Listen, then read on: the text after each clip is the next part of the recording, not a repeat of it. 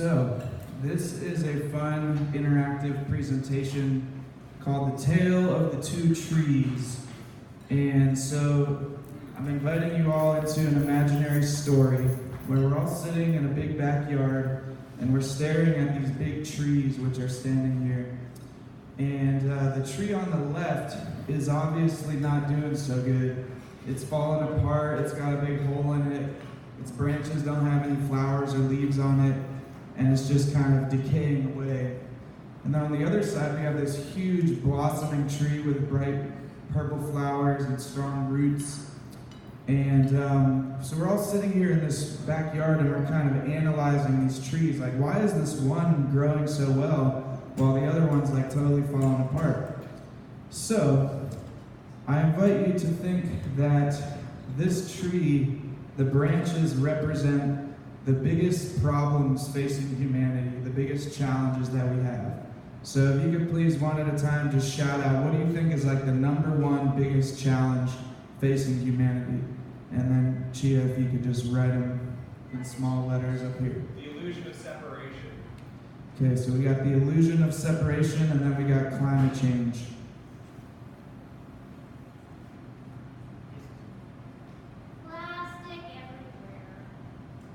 Alright, we got racism and plastic everywhere. And if you could kind of label them as if they're branches.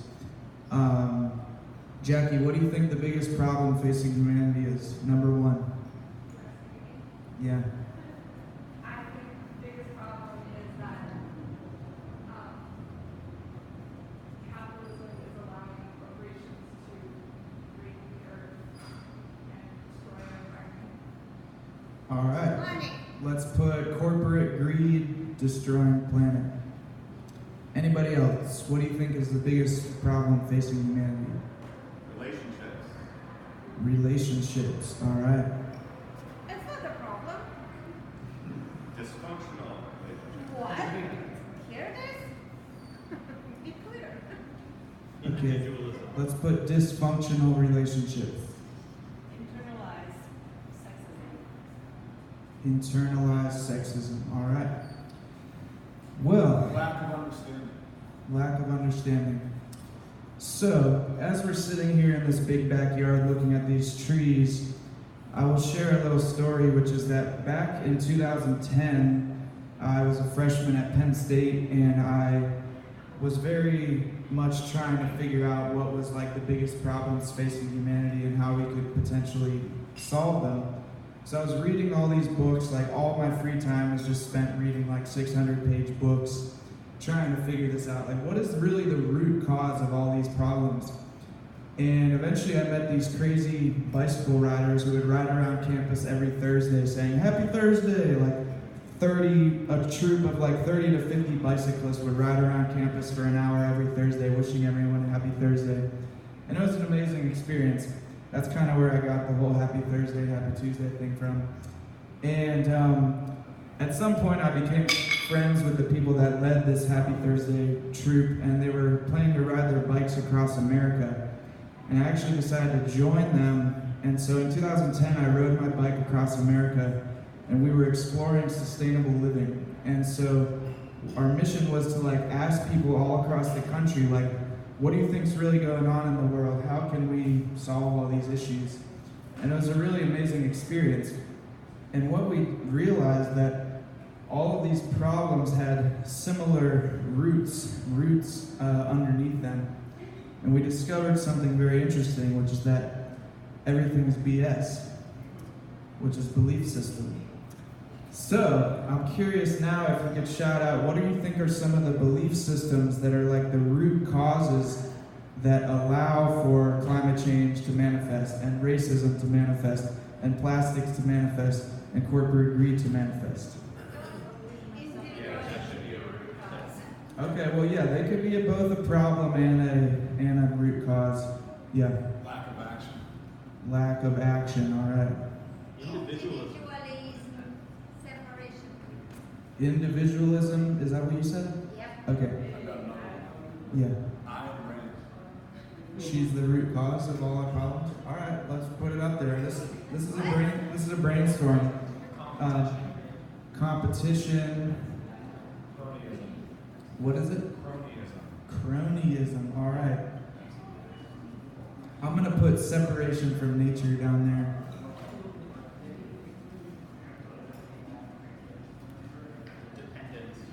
Dependence. Dependence on what?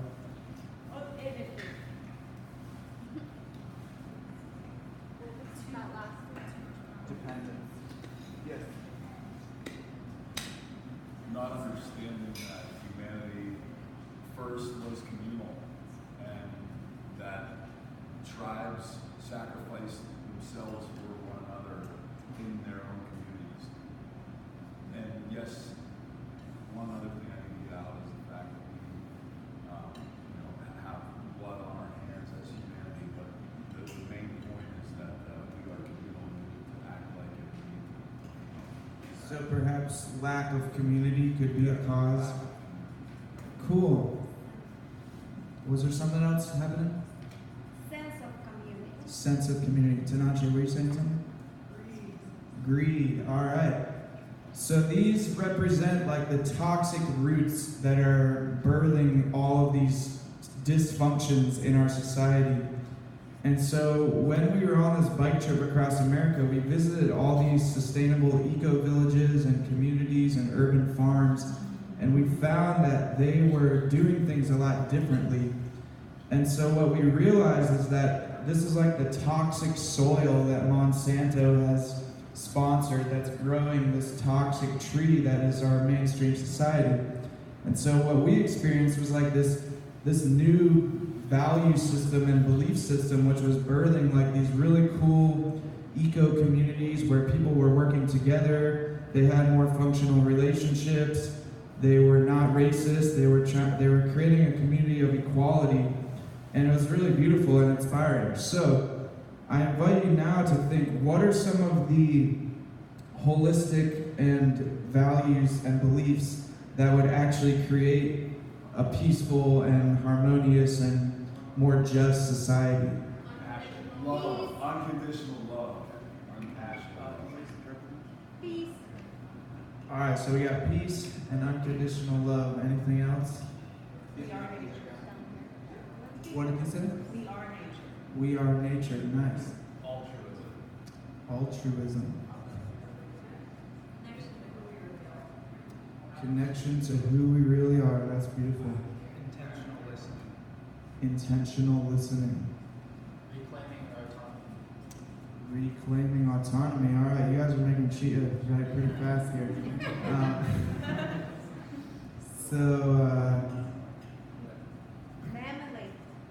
Family, cool.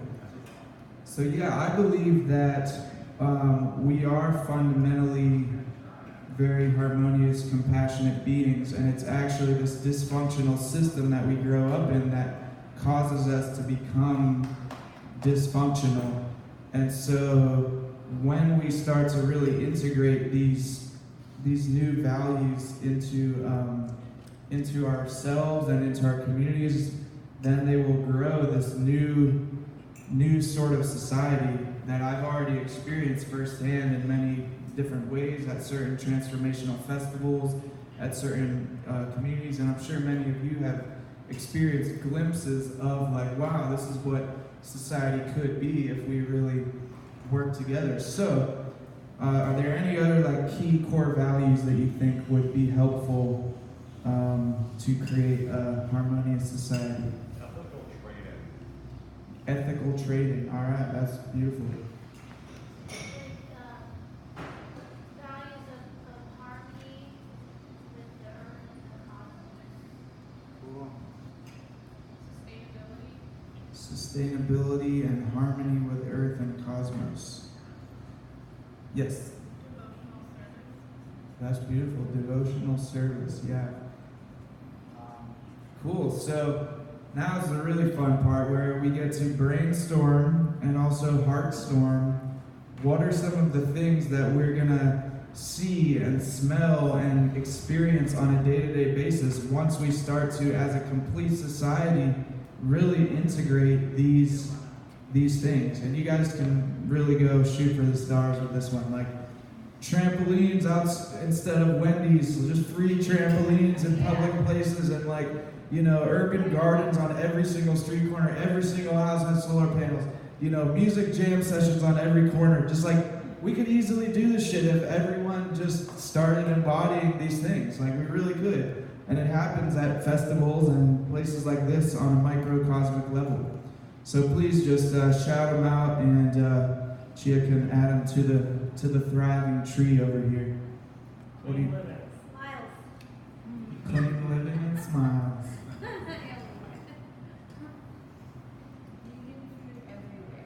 Vegan food everywhere. I want to see some vegan drive-thrus instead of like, we can get a falafel at like 4 a.m. You know, you can just like that. That's coming. It's down the road. We just gotta keep working for it. I think we're onto something with the trampolines. Trampolines, yeah. I really believe that adults need like all different types of play. Like we become crazy because we're not playing enough. Outdoor gyms. Outdoor gyms, yeah. In Florida, they actually have a lot of those. They do, and we need those too. They have Absolutely. Atlanta and like a lot of Yeah, the one at Frick Park was made in like 1940. something that's not like rusting and made out of steel. Exactly. You get splinters every time you walk on it. So, all right. What else would y'all want to see when you walk outside in the morning, or hear, dream about? A safe place to cry, rage, and laugh as loud as possible. Wow, that is awesome. Safe place to express all emotions. I totally agree. That's one of my biggest things. Like, I've gotten so much healing through yelling at the top of my lungs out in the woods. And I feel like so many people have just never done that, and they're scared to like get the cops called on them or something. So we definitely need to create safe spaces to like let out those powerful emotions. What else? It goes back to the understanding piece. You know, people need to understand at all levels and facets of life. You know, like you said, you were afraid of the cops calling you because the cops maybe don't understand what they're trying to accomplish by doing that. Right? So, yeah, there's more education. Cool. Education is going to be in this different, thriving, harmonious society. How about somebody who hasn't spoken yet? Anything you want to see? Freedom to expand consciousness. That's beautiful. Goats on gondolas. Goats on gondolas? Let's do it. As long as it's a solar-powered gondola, that's fine by me. Oh, goat-powered gondolas. I want to see schools making public art projects instead of making little Art projects. It's a way of everywhere. go out in the public, paint And the cars. colorful What I want to do is buildings. I want to take my car to the school and paint my car. Whatever they tell you want to do. It's a big canvas. We got all these cars, empty canvases. That's what's up. So schools creating public art, and just art everywhere. Like, raise your hand if you've ever been to Randyland here. All right, y'all who have not been to Randyland, I am sincerely challenging you to go to Randyland. We're probably going to have a Team Pachamama event there soon, because it's one of the coolest places in Pittsburgh. And I feel like so many people have yet to experience the magic of Randyland, and to meet Randy, and to meet Randy himself. It's free. It's amazing. Welcome, Joe. Come on in. What else do y'all want to see? Somebody who has Colors. All buildings in different all buildings in colors. Yes, please. solar panels. Yes. And no dim colors. Just all colorful colors. I'm tired of it. That's awesome. So, Just colorful. new city design plans. I highly recommend checking out. It's called the City Repair Project in Portland. It's very popular, and it's really amazing. I was like, so in Portland, they do murals on the center of intersections to help people like create a public chill space. They create benches out of natural materials there. And I was like, we need one of those in Pittsburgh. Literally the next day I'm driving through Shadyside and we already have one here. So it's like on Ellsworth Street. So it's happening. And yeah, redesigning neighborhoods so that people can bike easier, people can walk to the grocery store or garden or something.